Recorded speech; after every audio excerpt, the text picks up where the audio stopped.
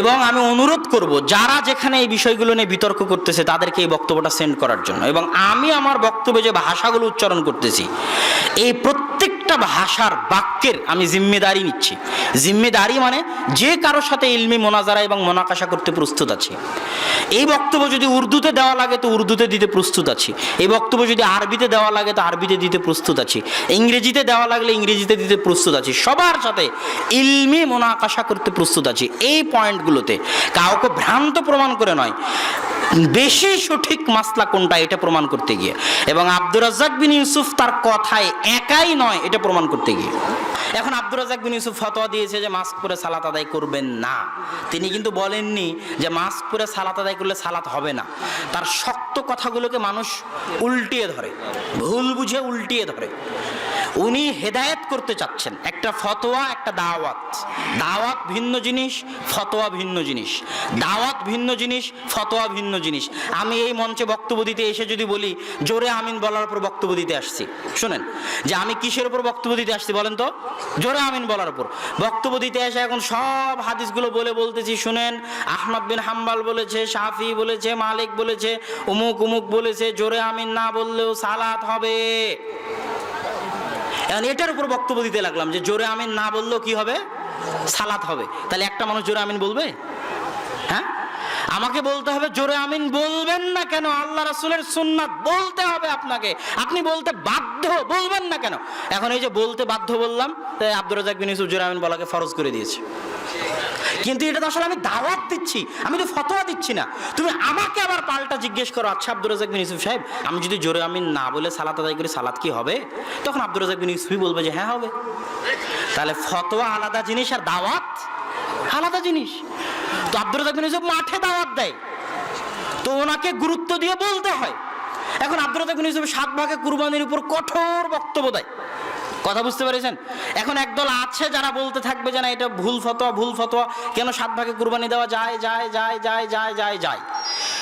তাহলে আমাকেও যদি জিজ্ঞেস করা হয় তো আমিও বলবো যে হ্যাঁ, যদি পরিবারের পক্ষ থেকে না হয়, আব্দুর রাজ্জাক বিন ইউসুফ, আমি না আব্দুর রাজ্জাক বিন ইউসুফ, যদি পরিবারের পক্ষ থেকে না হয় তো দেওয়া যেতে পারে, কিন্তু এটা ঠিক নয়, উচিত নয়। উত্তম কোনটা?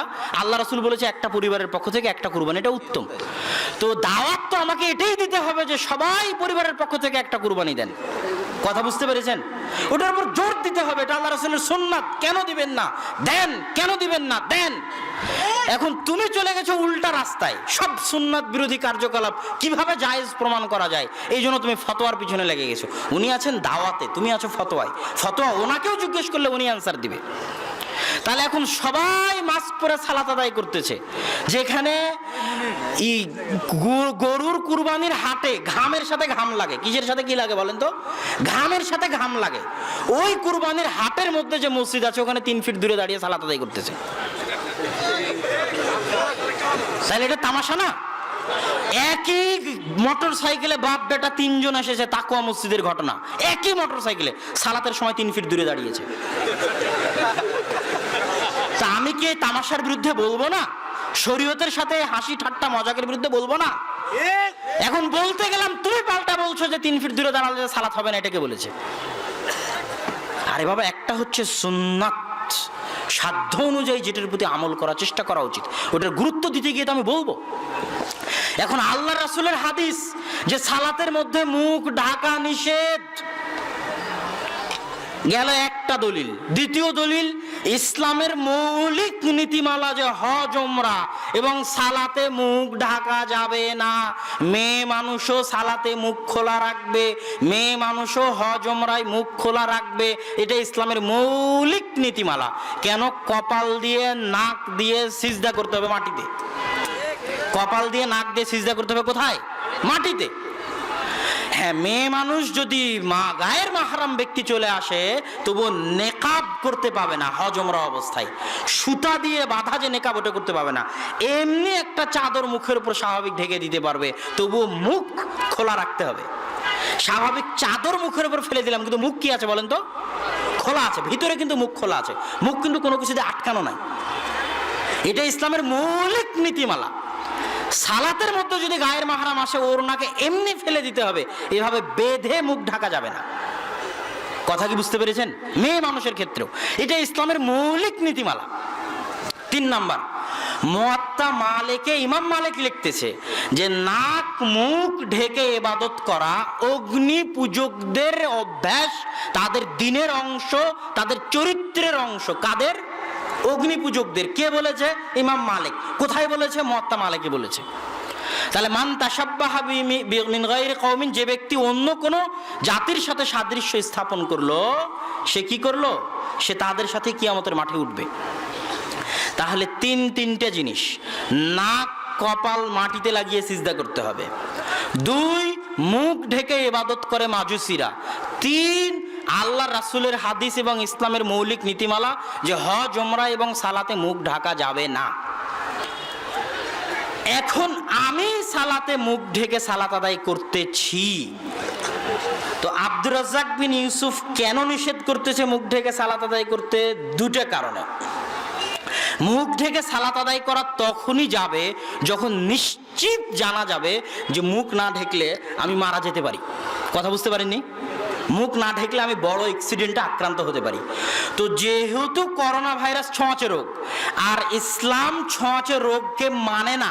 কথা বুঝতে পারছেন? ইসলাম ছোঁয়াচে রোগকে কি করে না? মানে না। তো ছোঁয়াচে রোগ থেকে বাঁচার জন্য আপনি যা যা অবলম্বন করবেন সেটা প্রমাণ করবে যে আপনি ছোঁয়াচে রোগে বিশ্বাস করেন। আপনাকে স্বাভাবিক থাকতে হবে। কিরকম থাকতে হবে? স্বাভাবিক। এটা গেল তো বাইরের জীবন। আবার ওটাকে যদি আপনি মসজিদে নিয়ে যান, সালাতের মধ্যে নিয়ে যান, ওটা আরো অতিরিক্ত হয়ে গেল। কেননা আমি ছোঁয়াচে রোগে বিশ্বাসই করি না, এই জন্য আমি মুখ ঢাকতে নিষেধ করতেছি। যে করোনা ভাইরাস যেহেতু ছোঁয়াচে রোগ, আর ছোঁয়াচে রোগ যেহেতু নাই, অতএব এই না থাকা জিনিসটার কারণে সালাতের এত বড় গুরুত্বপূর্ণ ইবাদতকে তুমি মুখ ঢেকে নষ্ট করে দিবে, এটা হতে পারে না। এটা যদি না করি তাহলে জাবারিয়া হয়ে গেলাম।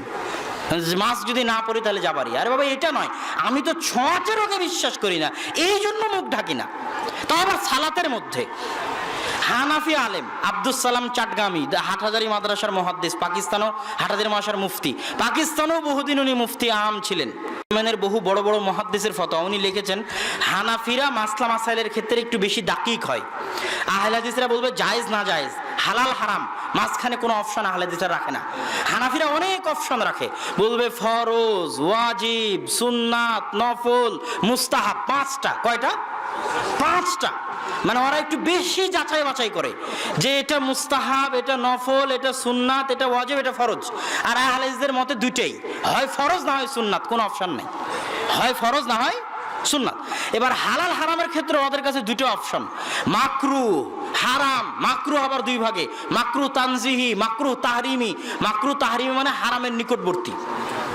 তো হানাফিরা যারা দাকিক মাসলা মাসাইলের ক্ষেত্রে, তিনি এই বইয়ে লিখেছে যে হানাফি মাযহাবের মতে সালাতে মুখ ঢেকে ইবাদত করা মাকরুহে তাহরিমি, মানে হারামের কাছাকাছি মাকরুহ। তাহলে আব্দুর রাজ্জাক বিন ইউসুফ তার ফতোয়ায় একক। এটা কিভাবে হলো? সম্মানিত উপস্থিতি, 3 ফিট দূরে দাঁড়ানো, মসজিদ বন্ধ হয়ে যাওয়া। আগে বহু মহামারী গেছে, কোন মহামারীতে মহামারী থেকে বাঁচার জন্য মানুষ বলেছে মসজিদ বন্ধ করে দাও, মসজিদে গেলে মহামারী হয়ে যাবে। এর দলিল পৃথিবীর ইতিহাসে কোথাও নাই।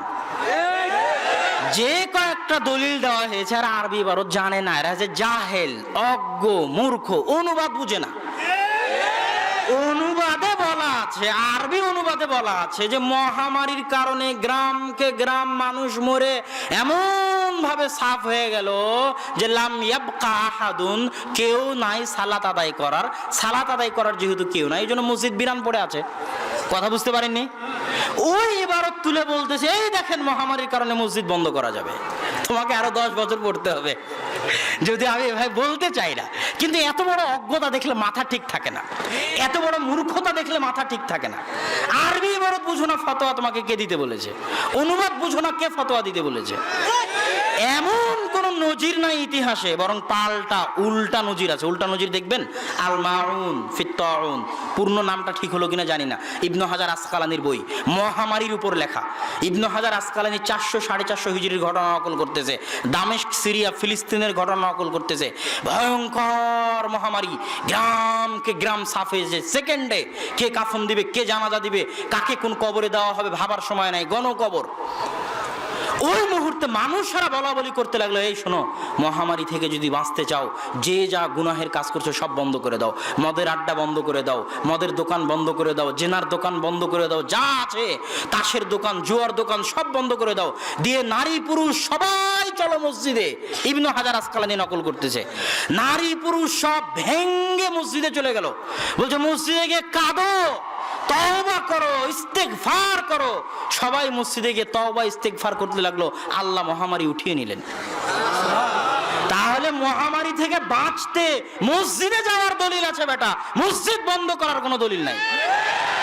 এবং মুসলমানের বাঁচার জায়গা মসজিদই, শত দলিল আছে। সূর্যগ্রহণ লাগলো, মহাবিপদ, দৌড়ে গিয়ে দেখে আল্লাহ রাসূল মসজিদে সালাত আদায় করতেছে। তাহলে বিপদ থেকে বাঁচতে কোথায় পালাতে হবে? মসজিদে পালাতে হবে। তুমি বাঁচার রাস্তা বন্ধ করে দিয়েছো। এইসব আউল ফাউল জাতিসংঘ কখন কি না বলে, হু কখন কি বলে, জন হপকিন্স কি পরিসংখ্যান দেয় না দেয়, ওগুলো সারাদিন পেপার পত্রিকা প্রচার করে, ওগুলোর চাপে সবার মাথা হয়ে গেছে নষ্ট। যে ফতোয়া টিকবে না সেই ফতোয়া দেওয়া ঠিক নয়।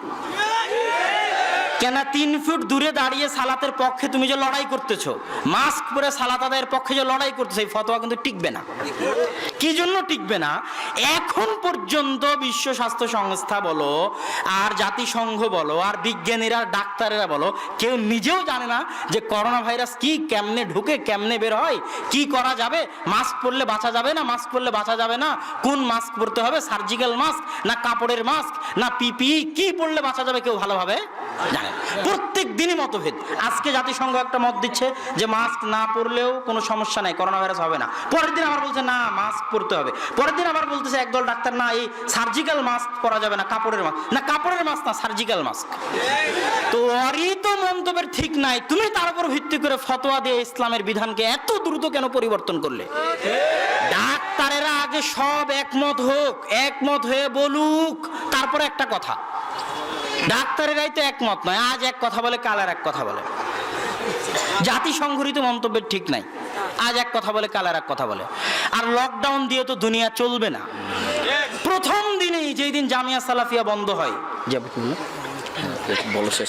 প্রথম দিনেই যেই দিন জামিয়া সালাফিয়া বন্ধ হয়, সেই দিনেই আব্দুর রাজ্জাক বিন ইউসুফ ওই দিনই বলেছেন যে এইভাবে শিক্ষা প্রতিষ্ঠান বন্ধ করে বরকত কমানো হচ্ছে। কেন? কোরআন হাদিস পড়বে, মসজিদ চলবে, আল্লাহর বরকত অবতীর্ণ হবে, বাঁচা যাবে বিপদ থেকে।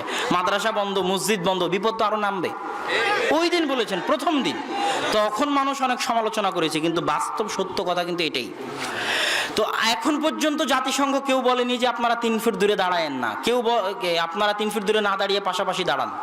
কেউ জানে না যে কত ফুট দূরে করোনা ভাইরাস যায়, 9 ফুট দূর পর্যন্ত যায় না 10 ফিট দূর পর্যন্ত যায়, 3 ফিট দূর পর্যন্ত যায়, কেউ কিন্তু জানে না। কারণ 3 ফিট দূরে দাঁড়ালে যদি 9 ফুট দূরেও ধরে, তাহলে কথা বুঝতে পারেননি? তাহলে যে ফতোয়া টিকবে না সেই ফতোয়া দিতে গিয়ে অপমান হতে হবে, আজ হোক কাল হোক হতে হবে। কেননা জাতিসংঘ কোনোদিন বলবে না যে এখন করোনা মহামারী উঠে গেছে, এখন আর নাই। যতদিন টিকা না আসবে, যতদিন ব্যবসা কমপ্লিট না হবে টিকা বিক্রি করার, ততদিন করোনা কিন্তু চলতেই থাকবে, ততদিন করোনা চলতেই থাকবে। তো এখন যতদিন করোনা চলতে থাকবে, দেখবেন যে না ও মসজিদ 3 ফুট দূরে বন্ধ হয়ে গেছে, মাস্ক ছাড়া মানুষ চালাতে আসতেছে, তাহলে ওরা যতক্ষণ বলবে না ততক্ষণ তুমি তোমার ফতোয়া ধরে রাখতে পারবা না। অতএব ওই ফতোয়ায় গিয়ে শুধু বিরোধিতা করা হবে, শুধু হিংসা করা হবে। বরং এটাই সঠিক সারমর্ম কথা, ছোঁয়াচে রোগ নাই, এটা বেশি বিশুদ্ধ। ছোঁয়াচে রোগ যেহেতু নাই, এই জন্য আমি মাস্ক পরে সালাত আদায় করবো না, এটা অনেক বড় হুকুম। সালাতে মুখ খোলা রাখা অনেক বড় হুকুম, এবং মাজুসিরা মুখ ঢেকে ইবাদত করে। ছোঁয়াচে রোগ যেহেতু নাই, সেহেতু আমি 3 ফুট দূরে দাঁড়াবো না। কেননা পাশাপাশি দাঁড়ানোর কত গুরুত্ব, অগণিত অসংখ্য হাদিস আছে প্রাচীর দিয়ে পাশাপাশি দাঁড়ানোর। আর ছোঁয়াচে রোগ যদি একবার বিশ্বাস করা হয়, মুসাফা বন্ধ হয়ে যাবে। ছোঁয়াচে রোগ যদি থাকতো, আল্লাহ রাসূল পায়ে পা দাঁড়ানোর হুকুম দিতেন না। ছোঁয়াচে রোগ যদি থাকতো, আল্লাহ রাসূল মুসাফা করতে বলতেন না। ছোঁয়াচে রোগ যদি থাকতো, ইসলামে ঈদের জামাত, জুমার খুতবা, বিশাল সমাবেশ, এগুলো থাকতো না, এগুলো আল্লাহ রাসূল হুকুম দিতেন না। ছোঁয়াচে রোগ যদি থাকতো, অসুস্থ ব্যক্তিকে আল্লাহ রাসূল দেখতে যেতে বলতেন না। কেন? ছোঁয়াচে রোগে আক্রান্ত ব্যক্তিকে দেখতে গেলে তো আমিও আক্রান্ত হব না? আমিও আক্রান্ত হব। আল্লাহ রাসূল বলছে অসুস্থ ব্যক্তিকে দেখতে যাওয়া হক, এক মুসলমানের উপর আর এক মুসলমানের হক, আর দেখতে গেলে 70,000 ফেরেশতা সকাল থেকে সন্ধ্যা পর্যন্ত তার জন্য আল্লাহর কাছে দোয়া করবে। কত বড় ফজিলত! ইসলাম একটা সামাজিক ধর্ম, পুরোটাই সামাজিকতার উপর টিকে আছে। মুসাফা, কুলাকুলি, পায়ে পা মিলিয়ে দাঁড়ানো, জুমার খুতবা, মসজিদ ভর্তি মানুষ, ঈদের খুতবা, মাঠ ভর্তি মানুষ, অসুস্থ ব্যক্তিকে দেখতে যাওয়া। যেই দিনে বিশ্বাস করবেন ছোঁয়াচে রোগ আছে, ইসলামের শতবিধান ধ্বংস হয়ে যাবে, শতবিধানকে টিকানো মুশকিল হয়ে যাবে। অতএব আকীদা সঠিক রাখতে হবে। আল্লাহ সুবহানাহু ওয়া তাআলা আমাদেরকে সঠিক বুঝার, সঠিক বলার এবং সঠিক জিনিসের প্রতি আমল করার তৌফিক দান করুক। ওয়া আখিরু দাওয়ানা আনিল হামদুলিল্লাহি রাব্বিল আলামিন। আসসালামু আলাইকুম ওয়া রাহমাতুল্লাহি ওয়া বারাকাতুহু।